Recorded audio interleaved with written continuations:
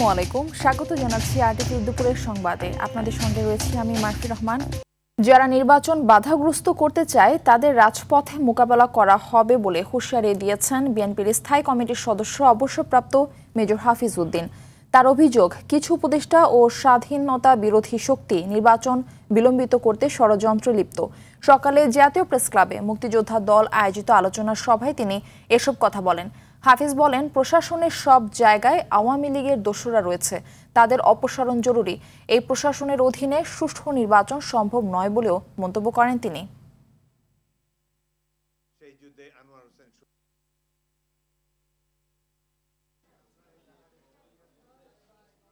দুই তিনটি রাজনৈতিক দল মিলে তো একটি নির্বাচনী ব্যবস্থা জনগণের উপরে চাপিয়ে দিতে পারে না। পৃথিবীর কোথাও এরকম গণতান্ত্রিক ব্যবস্থা হলো জনগণের সম্মতিতে সিদ্ধান্ত গ্রহণ। একমাত্র নির্বাচনই গণতন্ত্রের অনুষঙ্গ, যার মাধ্যমে আমরা সঠিক পথে যেতে পারি। সুতরাং আশা করব এই ধরনের উদ্ভট কথা নিজেরা জিততে পারবে না, সেই জন্যে এই ধরনের নতুন কোনো সিস্টেমের এক্সপেরিয়েন্স বাংলাদেশের মানুষ তো গিনিপিগ না। 17 বছর অনেক কষ্ট করেছি আমরা। ত্রয়োদশ জাতীয় সংসদ নির্বাচন শান্তিপূর্ণভাবে সম্পন্ন করতে সহায়তা করতে চায় যুক্তরাজ্য।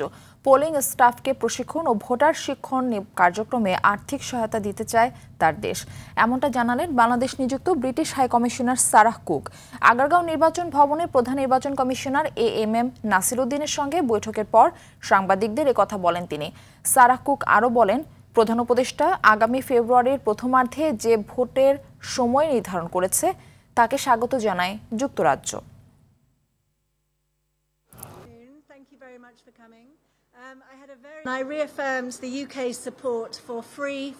ডক্টর ইউনূস ফেব্রুয়ারিতে নির্বাচনের যে ঘোষণা দিয়েছেন তাকে স্বাগত জানাই আমরা। প্রধান নির্বাচন কমিশনারের সঙ্গে আজ ফলপ্রসূ আলোচনা হয়েছে। তাদের নির্বাচনের প্রস্তুতি জেনেছি। ভোট শান্তিপূর্ণভাবে সম্পন্ন করতে সহায়তা করতে চায় যুক্তরাজ্য।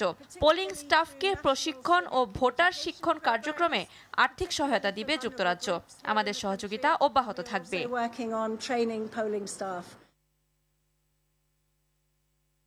বেলা 12টা থেকে খাগড়াছড়ির সাথে ঢাকা ও চট্টগ্রাম সড়কে অবরোধ শিথিল ঘোষণা করেছে জুম্মু ছাত্র জনতা। তবে অন্যান্য সড়কে অবরোধ চলবে। এর আগে সকাল থেকে তৃতীয় দিনের মতো সড়ক অবরোধ কর্মসূচি চলমান ছিল। এ সময়ে দূরপাল্লার কোনো গাড়ি ছেড়ে যায়নি। জেলার ভেতরে সড়কে যানবাহন চলাচল বন্ধ ছিল। জেলার বিভিন্ন স্থানে সড়কে ব্যারিকেড দিয়ে অবরোধ পালন করা হলেও পিকেটারদের প্রকাশ্যে দেখা যায়নি। অধিকাংশ দোকানপাট এখনো বন্ধ রয়েছে। গতকালের সহিংসতার ঘটনায় অবস্থা এখনো থমথমে। নিহতদের পরিচয় নিশ্চিতের চেষ্টা চলছে। আজ মরদেহের ময়নাতদন্ত হতে পারে।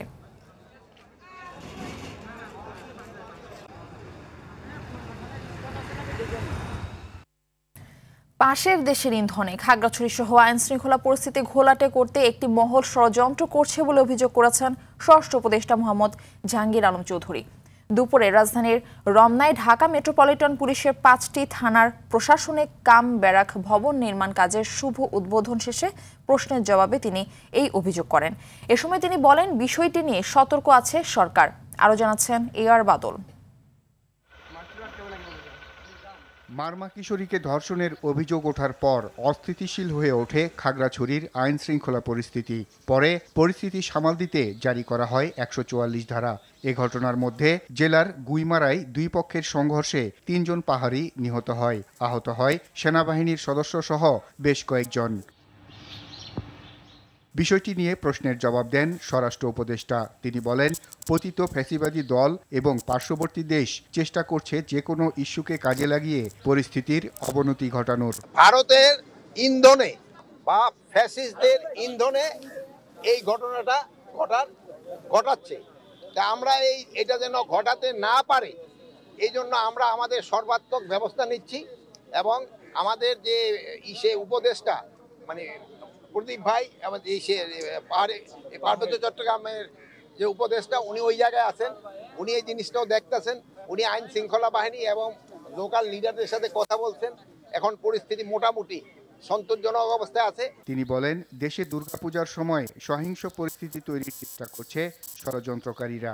যে একটা মহল খাগড়াছড়ি যে পরিস্থিতি এটা ঘোলাটে করার চেষ্টা করতেছে।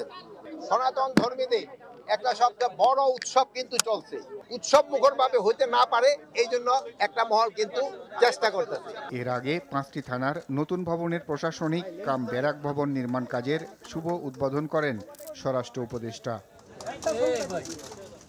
AR বাদল, RTV, ঢাকা। চাঁপাইনবাবগঞ্জ, রাজশাহী ও নাটোর থেকে চতুর্থ দিনের মতো দূরপাল্লার বাস চলাচল বন্ধ রয়েছে। মালিক শ্রমিক দ্বন্দ্বে চরম ভোগান্তিতে পড়েছে যাত্রীরা, বিশেষ করে সনাতন ধর্মাবলম্বীদের বেশি বিপাকে পড়তে হয়েছে। ধর্মঘটের কারণে কাঙ্ক্ষিত সময়ে বাস না পাওয়ায় অন্যান্য জেলা থেকে অনেকে আসতে পারছেন না এই জেলায়।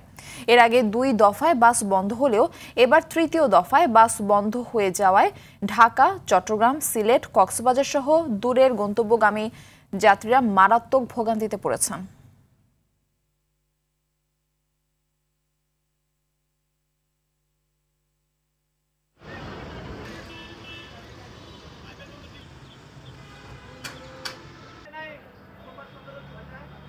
নির্দিষ্ট সময়ের ভিতরে আমাদের কর্মস্থলে ফিরতে হবে, কিন্তু এখানে কাউন্টারে আসে দেখি যে কোনো বাস নাই। সিঙ্গাপুর যাওয়ার জন্য বের হয়েছি, সে কাউন্টারে বাস নাই। এই অবস্থা, এখন আমি কিভাবে বিদেশ যাব? আজকে যদি ঢাকা না যাইতে পারি আমার ফ্লাইট মিস হবে। এটা আমরা দ্রুত সমাধান চাই, মালিক পক্ষের কাছে আবেদন যেন এটা তাড়াতাড়ি সমাধান করে। সন্ত্রাস দমন আইনে সাবেক 2 সংসদ সদস্য সহ কার্যক্রম নিষিদ্ধ আওয়ামী লীগের 13 নেতাকর্মী গ্রেপ্তার করেছে আইন শৃঙ্খলা বাহিনী। রাজধানীর বিভিন্ন স্থানে অভিযান পরিচালনা করে গত রাতসহ 24 ঘন্টায় তাদের গ্রেপ্তার করে ঢাকা মহানগর গোয়েন্দা পুলিশ ডিবি।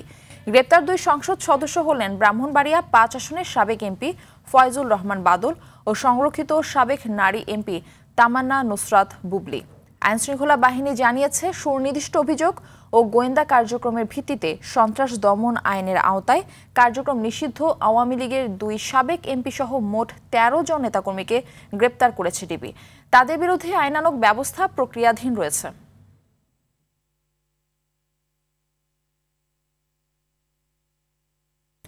জুলাই আগস্টে সংঘটিত মানবতা বিরোধী অপরাধের মামলায় সাবেক প্রধানমন্ত্রী শেখ হাসিনা সহ 3 আসামির বিরুদ্ধে মামলার মূল তদন্ত কর্মকর্তা আইও মোহাম্মদ আলমগীরের 2য় দিনে সাক্ষ্য গ্রহণ চলছে। এই মামলার 54তম ও শেষ সাক্ষী হিসেবে রোববারও ট্রাইব্যুনালে সাক্ষ্য দেন তিনি। এদিকে আন্তর্জাতিক অপরাধ ট্রাইব্যুনাল 2-এ জুলাই আন্দোলনে প্রথম শহীদ রংপুরের বেগম রোকেয়া বিশ্ববিদ্যালয়ের শিক্ষার্থী আবু সাইদ হত্যা মামলার সাক্ষ্য গ্রহণ চলছে। সাক্ষ্য দিচ্ছেন বেগম রোকেয়া বিশ্ববিদ্যালয়ের শিক্ষার্থী জুলাই যোদ্ধা মোহাম্মদ আরমান হোসেন। এছাড়াও এদিন জাসদ সভাপতি হাসানুল হক ইনুর বিরুদ্ধে করা মানবতাবিরোধী অপরাধের মামলার আনুষ্ঠানিক অভিযোগ গঠনের উপর শুনানির জন্য 14 অক্টোবর দিন ধার্য করে ট্রাইব্যুনাল।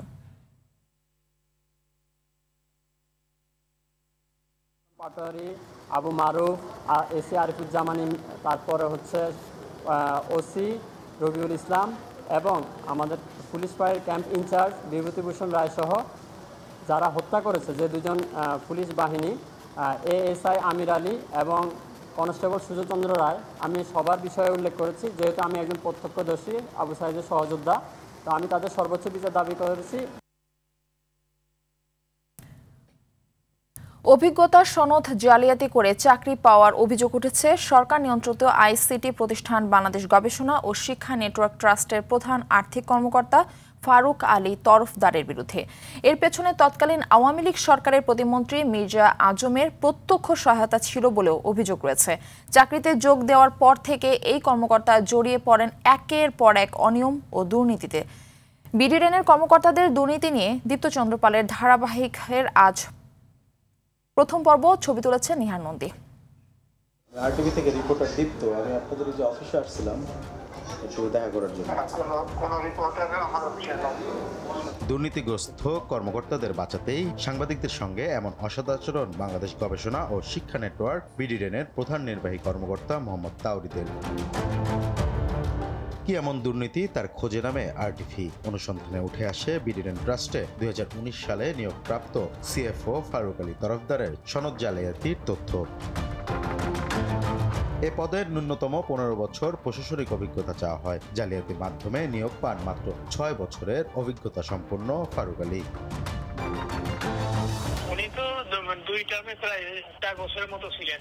সালটা এই মুহূর্তে আমার ঠিক মনে নেই, 2 টার্মে ছিল, এটা আমি বলতে পারি। শুধু সনদ জালিয়াতি নয়, কাজের ক্ষেত্রেও তার দুর্নীতির তথ্য এসেছে আরটিভির কাছে। সরকারি ক্রয় বিধি লঙ্ঘন করে কোনো টেন্ডার ছাড়াই প্রতিষ্ঠানের 25 লাখ টাকার পুরনো ব্যাটারি বিক্রি করেন ফারুক আলী তরফদার। গত কয়েক বছর ধরে হয়নি সরকারি কোনো অডিট।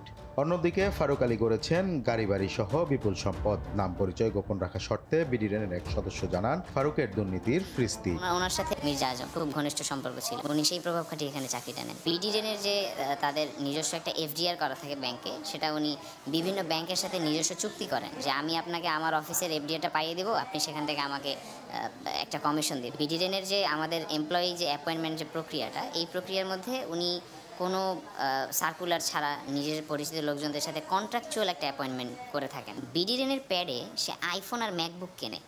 আমার প্রশ্ন হচ্ছে যে বিডিরেনের কোন কাজে আইফোন এবং ম্যাকবুকের দরকার? এই অডিট যে ফার্মগুলো আসে, এগুলো তাদের নিজস্ব পরিচিত ফার্মের সাথে ওনাদের চুক্তি থাকে, ওনারা সেখান থেকেও পার্সেন্টেজ নিচ্ছে এবং ফার্ম তাদের কথা মতোই সম্পূর্ণভাবে স্বচ্ছতা দেখাচ্ছে। এ বিষয়ে ফারুক আলীর বক্তব্য নিতে চাইলে মেলেনি অফিসে প্রবেশের অনুমতি। পাল, আরটিভি, ঢাকা। সনাতন ধর্মাবলম্বীদের সবচেয়ে বড় ধর্মীয় উৎসব দুর্গাপূজার মহাসপ্তমী আজ। মন্ত্রপাঠে ষোড়শ উপাচারে পূজিত করা হয় দেবী দুর্গাকে। দিনের শুরুতে দর্পণ স্নান, নবপত্রিকা স্থাপন, সপ্তাদি, কল্পারম্ভ আর মহাসপ্তমী বিহিত পূজার মধ্য দিয়ে চলে দেবীর বন্দনা। এরপর ভক্ত পুণ্যার্থীরা দেবীর চরণে পুষ্পাঞ্জলি দেন। তাদের প্রার্থনা, ত্রিনয়নী দেবী 10 হাতে বিনাশ করবেন সব অমঙ্গল আর অশুভ শক্তিকে। এবার দেবীর বাহন গজ বা হাতি। হিন্দু শাস্ত্রমতে এর অর্থ মর্তলোক ভরে উঠবে সুখ, শান্তি, সমৃদ্ধিতে। দুর্গা কৈলাসে ফিরবেন দোলায় চড়ে। দেবীর দোলায় যাওয়ার অর্থ পৃথিবীতে মহামারী বা অমঙ্গলের আশঙ্কা, তবে ভক্তদের বিশ্বাস সব অমঙ্গলের অবসান ঘটিয়ে তবেই বিদায় নেবেন মহামায়া দুর্গা। এদিকে এবারের শারদোৎসব উপলক্ষে সব মণ্ডপে নেওয়া হয়েছে বাড়তি নিরাপত্তা ব্যবস্থা। দেশে সুখ সমৃদ্ধি বজায় থাকে, শান্তি থাকে দেশে, এবং প্রত্যেকটি ঘরে ঘরে যেন সুখ শান্তি মা যেন বজায় রাখে। সকলের মনে একটা রব ভাব, মা আসছে, সবার মনে একটা অন্যরকম আনন্দ।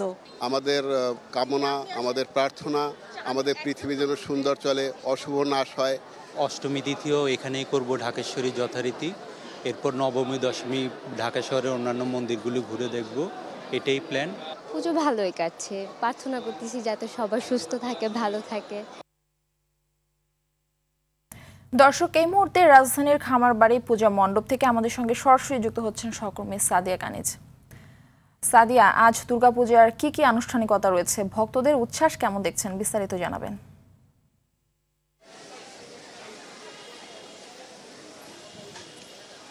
মারফি, সকালের সপ্তমী পূজার সকালের যেই সব আনুষ্ঠানিকতা, যেসব পূজা আচার অনুষ্ঠান ছিল, সেগুলো মোটামুটি এখন শেষ হয়েছে। এর আগে ভক্তরা দেবীর চরণে অঞ্জলি প্রদান করেন এবং তারা প্রসাদ গ্রহণ করেন, চরণামৃত গ্রহণ করেন। এর মধ্য দিয়ে কিন্তু দিনের আনুষ্ঠানিকতা মোটামুটি ফুরিয়ে এসেছে।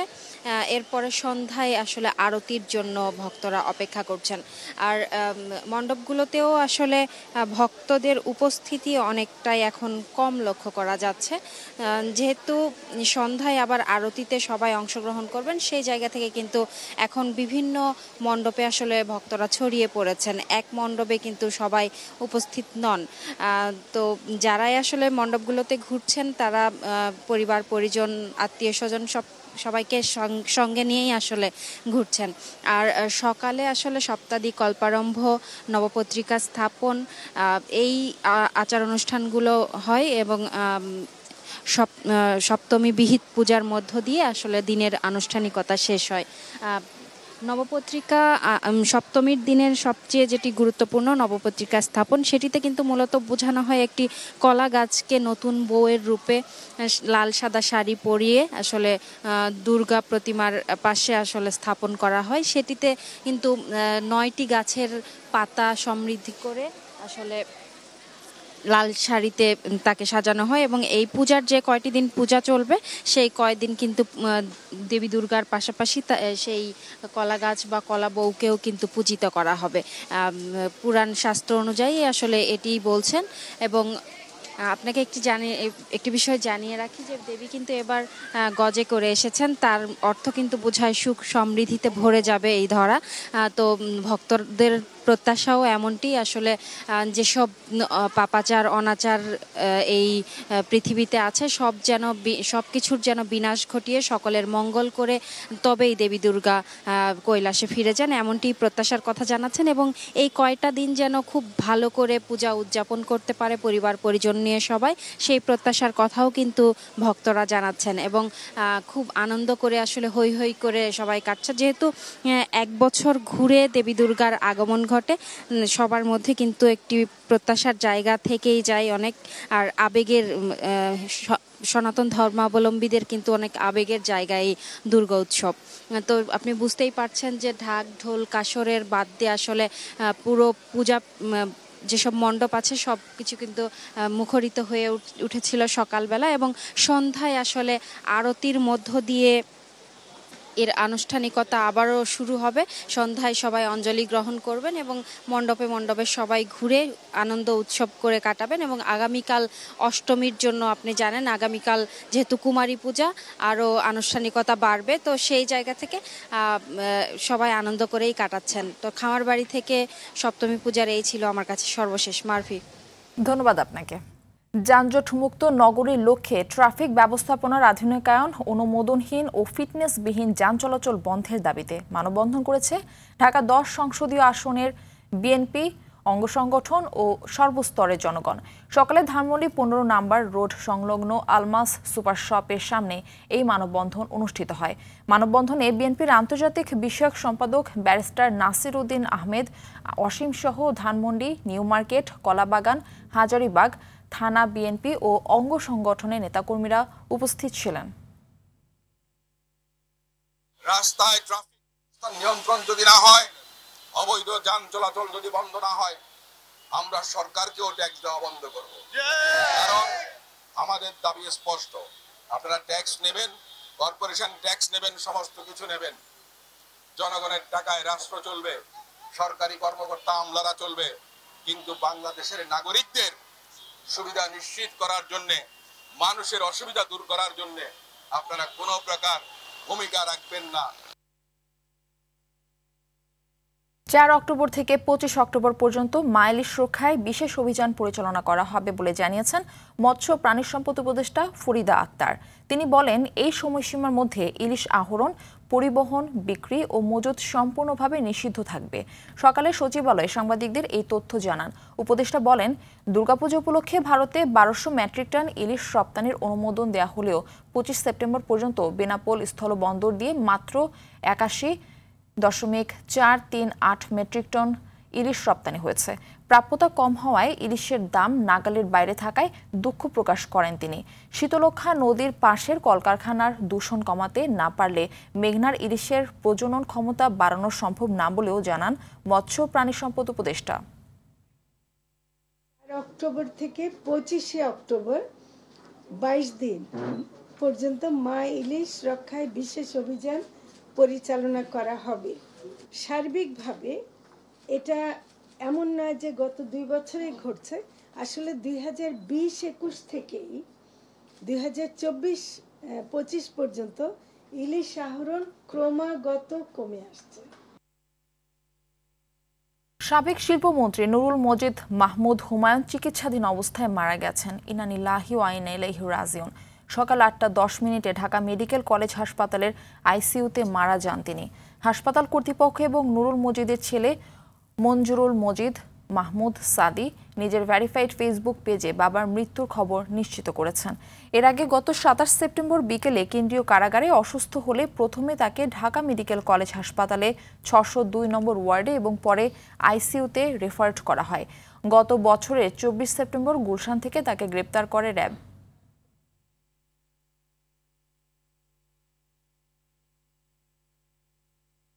নরসিংদীর দুর্গম চরাঞ্চল আলুকা বালিতে দুই দল গ্রামবাসীর সংঘর্ষে ইউনিয়ন যুবদলের যুগ্ম আহ্বায়ক সাদিক মিয়া গুলিবিদ্ধ হয়ে নিহত হয়েছেন। এ ঘটনায় আহত হয়েছেন অন্তত 10 জন। এদের মধ্যে গুরুতর আহত 5 জনকে ঢাকা মেডিকেল কলেজ হাসপাতালে পাঠানো হয়েছে। নারায়ণগঞ্জের 2500-এ সোহেল নামে এক ইউপি সদস্য গণপিটুনিতে নিহত হয়েছেন। সকালে সোহেল ও তার 3 সহযোগী শরীফের পরিবারকে জিম্মি করে চাঁদা দাবি করেন। এমন খবর ছড়িয়ে পড়লে বিক্ষুব্ধ জনতা তাদের ধাওয়া করলে 3 সহযোগী পালিয়ে যায়। এ সময় সোহেলকে মারধর করলে ঘটনাস্থলে তার মৃত্যু হয়। এদিকে নেত্রকোনায় কেন্দুয়ায় কচুরিপানার নিচ থেকে অজ্ঞাত এক ব্যক্তির গলিত লাশ উদ্ধার করা হয়েছে। মরদেহটি 3 মাস আগে নিখোঁজ যুবদল নেতা শামীমের বলে দাবি পরিবারের। রাজধানীর মোহাম্মদপুরের বসিলায় সমন্বয়ক পরিচয়ে চাঁদাবাজির সময় হাতে নাতে 5 জনকে গ্রেপ্তার করেছে সেনাবাহিনী। স্থানীয়রা জানান, রোববার সন্ধ্যায় সমন্বয়ক পরিচয়ে সেফ হাসপাতালে বাচ্চা মারা যাওয়া নিয়ে একটি চক্র চাঁদা দাবি করছিল। হাসপাতালের মালিক সেনাবাহিনীকে ফোন করলে তারা এসে 5 জনকে গ্রেপ্তার করে। গ্রেপ্তারকৃতরা হলেন সাইফুল ইসলাম রাব্বি, হাসিবুর রহমান ফরহাদ, আব্দুর রহমান মানিক, আবু সুফিয়ান ও মোহাম্মদ শাহিন। রাবির বিরুদ্ধে পূর্বেও চাঁদাবাজির মামলা ছিল এবং তিনি বৈষম্যবিরোধী ছাত্র আন্দোলন থেকে বহিষ্কৃত হন। হাসপাতাল মালিক মামলা করেছেন। মোহাম্মদপুর থানার ওসি জানান, সেনাবাহিনী গ্রেপ্তারকৃতদের থানায় হস্তান্তর করেছে। অর্থ পাচারের অভিযোগে দুদকের করা মামলায় সাবেক বিচারপতি শামসুদ্দিন চৌধুরী মানিককে গ্রেফতার দেখিয়েছেন আদালত। আজ সোমবার সকালে ঢাকা মহানগর সিনিয়র স্পেশাল জজ সাব্বির ফয়েজ এই আদেশ দেন। এদিন তদন্তকারী কর্মকর্তা অভিযোগ আনেন, বিচারপতি থাকাকালে ক্ষমতার অপব্যবহার করে অবৈধভাবে জ্ঞাত আয় বহির্ভূত 5,40,00,000 টাকা অর্জন করেন মানিক। জ্ঞাত আয়ের সাথে অসঙ্গতিপূর্ণ সম্পদ অর্জন করার এই মামলায় তাকে গ্রেফতার দেখানোর আবেদন করেন। তবে এদিন আদালতে সাবেক এই বিচারপতির পক্ষে কোনো আইনজীবী ছিল না।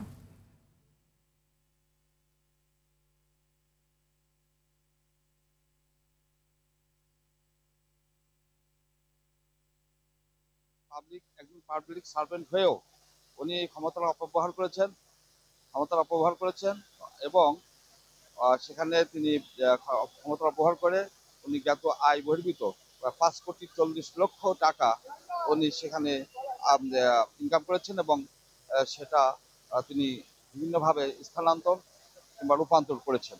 সেই অভিযোগ এনে তাকে এই মামলায় আজকে সন্ন্যাস করা হবে।